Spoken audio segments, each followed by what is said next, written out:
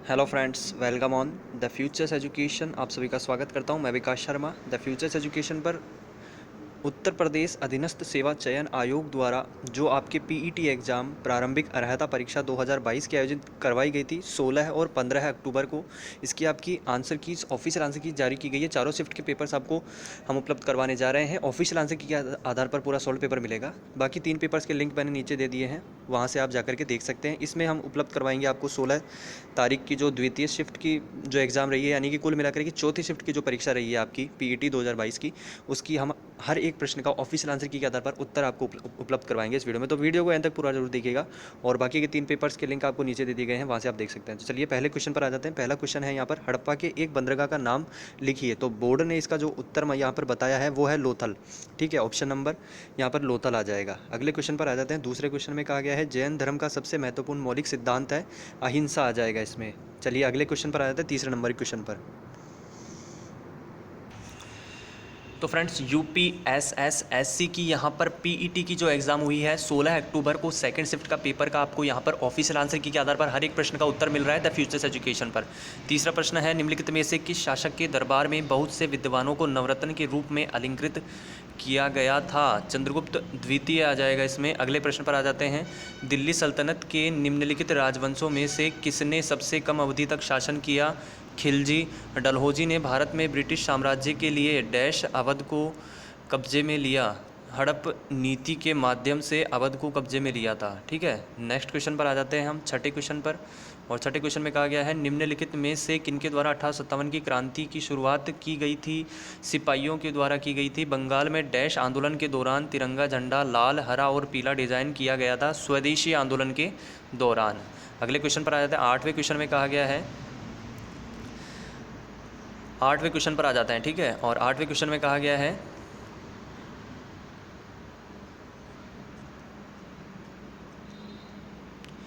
खलीफा की अस्थायी शक्तियों की रक्षा के लिए मार्च, और फिर सन पूछा गया है किसमें? बॉम्बे में एक खिलाफत समिति का गठन किया गया था 1919 आ जाएगा इसमें। अगले क्वेश्चन पर आ जाते हैं 90 में, भारत सरकार अधिनियम 1935 के अनुसार मुख्य न्यायाधीश के साथ कितने न्यायाधीशों की नियुक्ति की गई थी? 6 न्यायाधीशों की। 10वां प्रश्न है, निम्नलिखित में से कौन सी घटना की प्रतिक्रिया में भारत छोड़ो आंदोलन चलाया गया था? क्रिप्स मिशन की विफलता। ठीक है, अगले क्वेश्चन पर आ जाते हैं। 11वें क्वेश्चन में कहा गया है, अरावली पर्वत श्रेणी में सबसे ऊंचा शिखर कौन सा है? गुरु शिखर आ जाएगा। अगला क्वेश्चन है, ग्रीष्म काल में उत्तरी मैदानों में बहने वाली पवन क्या कहलाती है? लू कहलाती है। अगले क्वेश्चन पर आए थे 13वें पर, भारत की मानक याम्योत्तर रेखा है 82 डिग्री 30 पूर्वी देशांतर। नेक्स्ट क्वेश्चन आ जाता है 14वें नंबर का, उत्तर प्रदेश के निम्नलिखित में से किस जिले में नैमिषारण्य तीर्थ स्थान अवस्थित है? सीतापुर में। अगला क्वेश्चन है 15वां, कौन सा सबसे ऊंचा भारतीय शिखर है? और इसका जो उत्तर आ जाएगा वो आ जाएगा कंचनजंगा। ठीक है फ्रेंड्स, कंचनजंगा। नेक्स्ट क्वेश्चन पर आ जाते हैं। 16वां क्वेश्चन है, नई आर्थिक नीति को सामान्यतः विकास के डैश मॉडल के रूप में भी जाना जाता है? एलपीजी। नेक्स्ट क्वेश्चन है 17वां, कोई भी कंपनी एक सरकारी कंपनी है यदि उसमें कम से कम डैश प्रदत्त पूंजी सरकार के अधिकार में होती है? 51% पूंजी। नेक्स्ट क्वेश्चन पर आ जाते हैं हम, 18 पर आ जाते हैं। हॉलमार्क लोगों का उपयोग निम्न में से किसके लिए होता है? जेवर के लिए होता है। नाबार्ड जो है, ठीक है, उत्तर आ जाएगा नाबार्ड। और प्रश्न था, कृषि तथा ग्रामीण क्षेत्रों को वित्त पोषण करने वाली एक केंद्रीय या शीर्ष संस्था है? नाबार्ड आ जाएगा इसमें। अगला क्वेश्चन है, 1991 के आर्थिक सुधारों के द्वारा निम्न में से किस समस्या की ओर ध्यान दिया गया था? विदेशी मुद्रा भंडार में संकट। विदेशी मुद्रा भंडार में संकट। 21 पर आ जाते हैं, निम्नलिखित में से कौन सा अनुच्छेद धन विधेयक को परिभाषित करता है? अनुच्छेद 110 आ जाएगा। डैश वे आदर्श हैं जिन्हें राज्य को नीतियों का निर्माण करते समय ध्यान में रखना चाहिए? राज्य नीति के निदेशक सिद्धांत। 23वां क्वेश्चन है, निम्न में से मौलिक कर्तव्यों को उल्लेखित किया गया है किस भाग में किया गया है? भाग है इसमें 4 क। ठीक है, 4 क में किया गया है। 24वां क्वेश्चन है, भारतीय संविधान का अनुच्छेद 343 किसके बारे में बताता है? तो संघ की राजभाषा के संबंध में है ये। अगला क्वेश्चन है, निम्न में से कौन सी सर्वोच्च न्यायालय के न्यायाधीश की सेवानिवृत्ति की सही आयु है? 65 वर्ष। द फ्यूचर्स एजुकेशन पर आप इस वीडियो को देख रहे हैं। यूपीएसएसएससी एग्ज़ाम की 16 अक्टूबर 2022 की सेकंड शिफ्ट का ये पेपर है। ठीक है, चौथी शिफ्ट है ये, जिसका पेपर ऑफिशियल आंसर के आधार पर सॉल्व पेपर आपको उपलब्ध हो रहा है द फ्यूचर्स एजुकेशन पर। निम्न में से कौन सा इंद्रधनुष के 7 रंगों में से एक रंग नहीं है? सफ़ेद रंग नहीं है। ठीक है, आपने जो उत्तर लगाया है उसके आधार पर बोर्ड ने यहाँ उत्तर बताए हैं कि कौन सा उत्तर आ जाएगा। ठीक है, तो आप अपने आंसर की यहाँ से बड़ी आसानी से चेक कर सकते हैं। मैं यहाँ पर आपको उत्तर बता रहा हूँ और आप देख सकते हैं आपने क्या उत्तर लगाया, उसके बाद में यहाँ पर बोर्ड ने क्या उत्तर माना है। तो इससे आप अपने नंबर चेक कर सकते हैं कितने नंबर आपके बन रहे हैं। कमेंट करके जरूर बताइएगा आपका स्कोर क्या रहता है, ज़रूर से कमेंट करके बताएंगे आप सभी, और अपने आगे भी दोस्तों में शेयर करेंगे। जो जिस शिफ्ट का है वो उस शिफ्ट का पेपर देख सकता है। चारों शिफ्ट के पेपर्स आपको उपलब्ध हो रहे हैं। बाकी 3 शिफ्ट के पेपर्स के लिंक मैंने नीचे दे दिए हैं डिस्क्रिप्शन बॉक्स में। ठीक है, डिस्क्रिप्शन बॉक्स से जाकर आप देख सकते हैं। ठीक है, निम्न में से किस गैस को ग्रीन हाउस गैस के रूप में नहीं जाना जाता है? ऑर्गन आ जाएगा। वॉशिंग सोडा किसका प्रचलित नाम है? Sodium carbonate. ओजोन होल किससे संबंधित है? समताप मंडल में ओजोन परत की मोटाई में कमी से संबंधित है। तीसरे प्रश्न पर आ जाते हैं। पौधे अपने पोषक तत्व मुख्यतः कहाँ से प्राप्त करते हैं? मिट्टी से।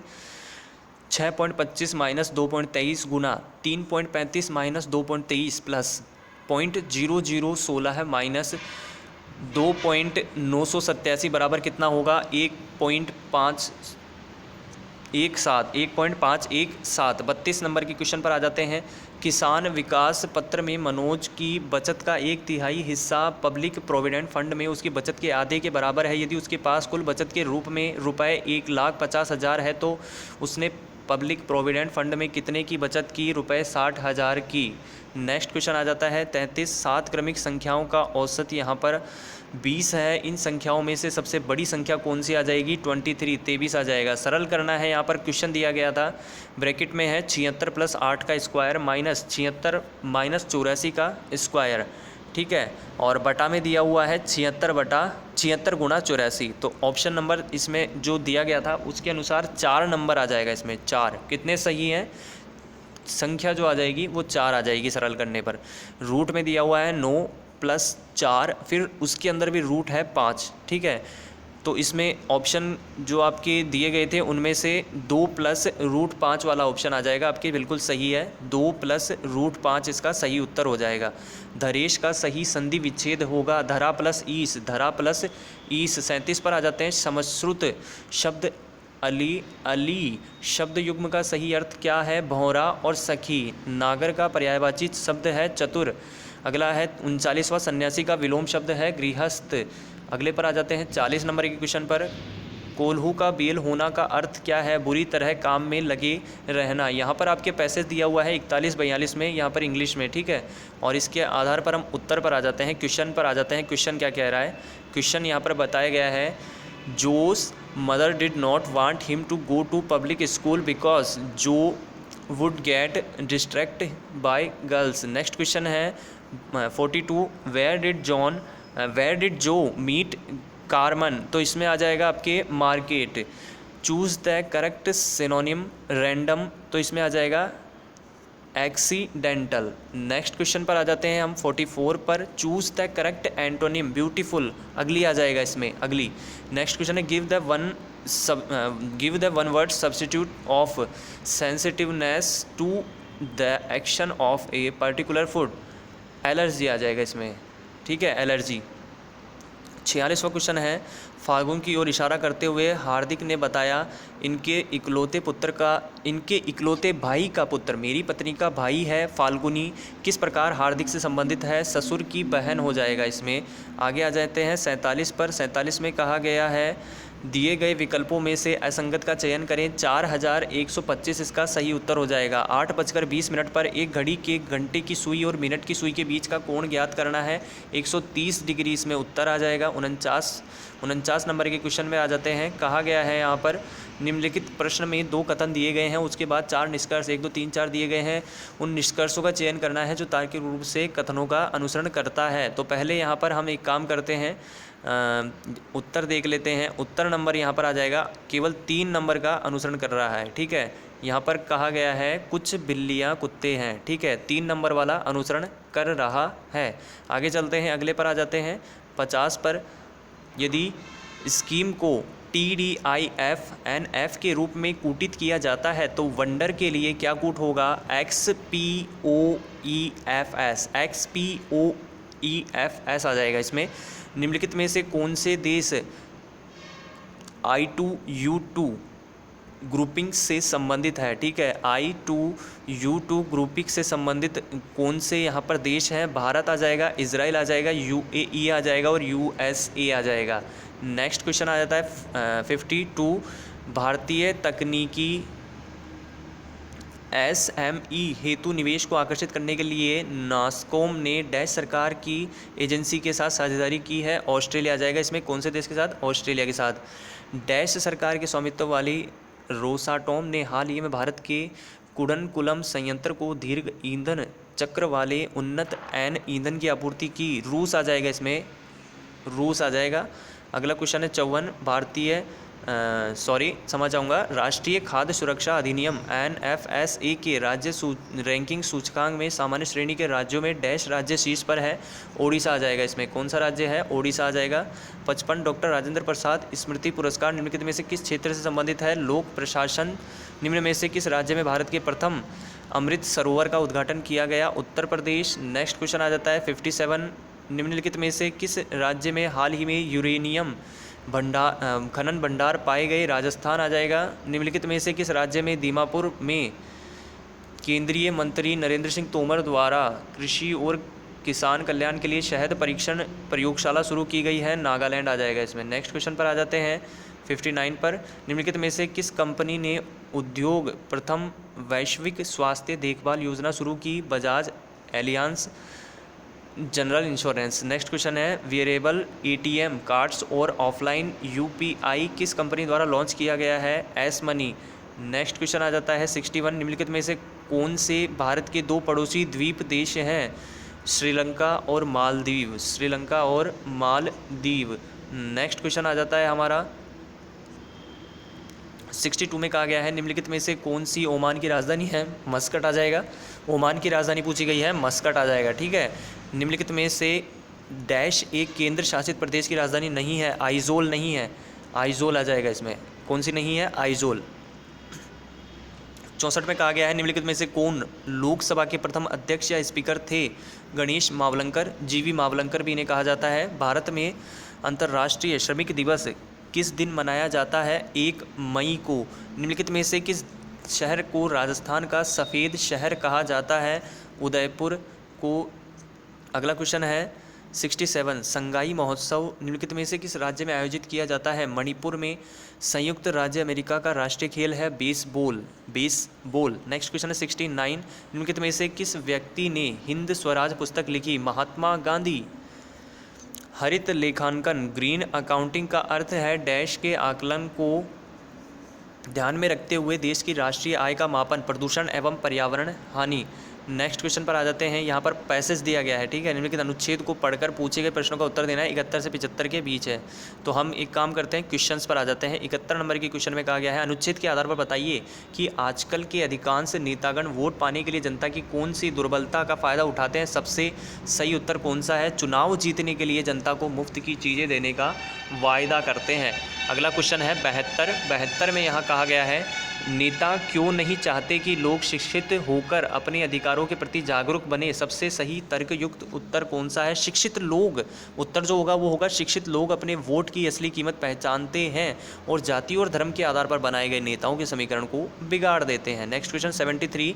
निम्नलिखित में आज़ादी से पूर्व के नेताओं की कौन सी विशेषता थी जो आज के नेताओं में दिखाई नहीं पड़ती? सबसे सही तर्कयुक्त उत्तर कौन सा है? आज़ादी से पूर्व के नेता देश की सेवा करने के लिए राजनीति में आते थे। नेक्स्ट क्वेश्चन पर आए थे 74 पर। ये नेता येन केन प्रकारेण साम दाम दंड और भेद नीतियों का प्रयोग करके अपने गंतव्य तक पहुंच जाते हैं। नेताओं का गंतव्य कौन सा है? सबसे सही तर्क उत्तर कौन सा है? जनता द्वारा दिए गए वोटों से चुना जाना इनका उद्देश्य होता है, वहाँ तक ये पहुँच जाते हैं गंतव्य है, ठीक है। नेता लोग पार्टी क्यों बदलते हैं? सबसे सही उत्तर देना है स्वार्थ सिद्धि के लिए, पुरानी पार्टी छोड़कर नई पार्टी में आना।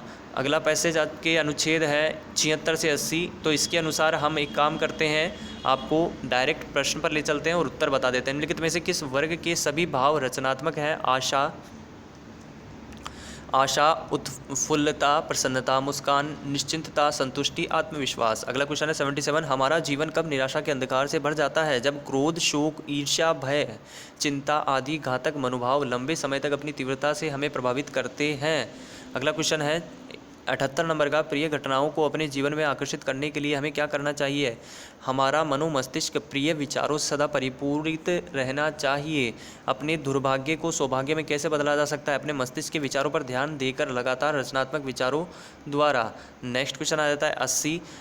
हम कार्य सिद्धि और सफलता के बहुत पास कब होते हैं? जब हम आशा, उत्फुल्लता और आत्मविश्वास की ऊर्जा से ओतप्रोत होते हैं। 81 से 85 यहाँ पर दिया गया है। निम्नलिखित तालिका एक परीक्षा में 7 छात्रों द्वारा अलग अलग 6 विषयों में प्राप्त अंकों के प्रतिशत को दर्शाती है। आंकड़ों को सावधानीपूर्वक पढ़ें और प्रश्नों के उत्तर देने हैं।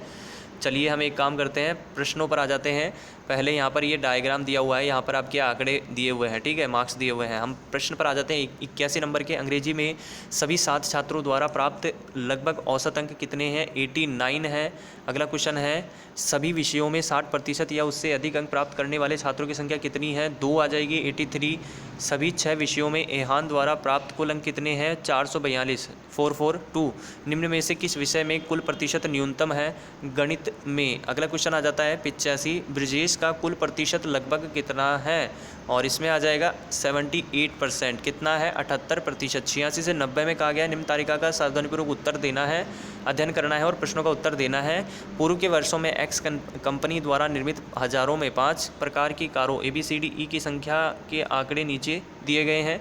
यहाँ कार के आंकड़े दिए हुए हैं। हम प्रश्नों पर आ जाते हैं। 86 में कहा गया है, द फ्यूचर्स एजुकेशन पर आप इस वीडियो को देख रहे हैं। वर्ष 2016 से 2021 के दौरान एक्स कंपनी द्वारा निर्मित कारों में से किस प्रकार की कार की संख्या अधिकतम है? ए की संख्या अधिकतम है। वर्ष 2016 से 2021 तक कार ए के उत्पादन में अनुमानित वृद्धि कितने प्रतिशत की थी? 10.87%। पिछले वर्षों में किस प्रकार की कार के उत्पादन में सतत वृद्धि दर्ज की गई? इनमें से कोई नहीं, none of these. Next question आया था 89। वर्ष 2016 में कार ई का उत्पादन वर्ष 2019 में कार बी के उत्पादन का लगभग कितने प्रतिशत था? 53.5%। वर्ष 2018 से 2021 के दौरान कार डी के उत्पादन में लगभग कितने प्रतिशत की कमी हुई? 4.35%। नेक्स्ट क्वेश्चन पर आ जाते हैं 91 पर। 91 से 95 यहाँ पर आपके चार्ट दिया हुआ है, इसके आधार पर आपको प्रश्नों के उत्तर देने हैं, ठीक है। यहाँ पर चार्ट दिया हुआ है। हम प्रश्नों पर आ जाते हैं। 91 में कहा गया है, यदि पुस्तकों की एक निश्चित मात्रा के लिए प्रकाशक को 20,600 मुद्रण लागत के रूप में देना होता है तो इन पुस्तकों के लिए रॉयल्टी की कितनी रकम देनी होगी? 16,480 रुपये। संवर्धन लागत पर किए गए खर्च के अनुरूप खंड सेक्टर का केंद्रीय कोण क्या है? 18 डिग्री। अगले क्वेश्चन पर आया था 93। पुस्तक का मूल्य लागत मूल्य से 20% ऊपर अंकित किया गया है। यदि पुस्तक का अंकित मूल्य रुपये 160 है तो पुस्तक की एक प्रति में उपयोग किए गए कागज़ की लागत क्या है? और यहाँ पर 40 रुपये आ जाएगा। कागज़ की लागत कितनी है? 40 रुपये उत्तर, ठीक है। 94 पर आ जाते हैं। यदि 5,200 प्रतियों का प्रकाशन किया गया और उसकी परिवहन लागत की राशि 80,500 है तो पुस्तक की अनुमानित विक्रय कीमत क्या होनी चाहिए ताकि प्रकाशक 25% का लाभ अर्जित कर सके? 387.02। पुस्तक की रॉयल्टी मुद्रण लागत से कितने प्रतिशत कम है? 20%। अगले क्वेश्चन पर आ जाते हैं हम। 96 से 100 के बीच में यहाँ पर आपके चार्ट दिया हुआ है, ठीक है। यहाँ पर कहा गया है, निम्न रेखा ग्राफ एक कंपनी द्वारा वर्ष 2001 से 2007 के दौरान किए गए आयात की रकम से उस कंपनी की निर्यात की रकम का अनुपात दर्शाता है। हम प्रश्न पर आ जाते हैं। 96 नंबर के प्रश्न में कहा गया है, यदि वर्ष 2004 में आयात रुपये 240 करोड़ था और वर्ष 2004 एवं 5 का कुल संयुक्त निर्यात रुपये 500 करोड़ था तो वर्ष 2005 में आयात कितना था? रुपये 450 करोड़, ठीक है, 450 करोड़ रुपए। 97 पर आ जाते हैं। कहा गया है, किस वर्ष में कंपनी के आयात निर्यात के अल्पतम आनुपातिक थे? 2003 में। अगला है, वर्ष 2003 से 2004 तक आयात में कितने प्रतिशत वृद्धि हुई थी? डेटा अपर्याप्त है। यदि 2002 में कंपनी का आयात रुपये 260 करोड़ था तो 2002 में कंपनी से निर्यात था रुपये 325 करोड़। अगले क्वेश्चन पर आ जाते हैं। द फ्यूचर्स एजुकेशन पर आप इसको देख रहे हैं वीडियो को। बाकी के 3 पेपर्स के लिंक आपको नीचे दे दिए गए हैं, वहाँ से उपलब्ध करवाने की कोशिश की जाएगी जहाँ से आप देख सकते हैं, ठीक है। दिए गए वर्षों में से कितने वर्षों में निर्यात आयात से अधिक था? 4 वर्षों में। वीडियो को यहाँ तक एंड तक पूरा देखने के लिए आप सभी का बहुत बहुत धन्यवाद। Thank you friends.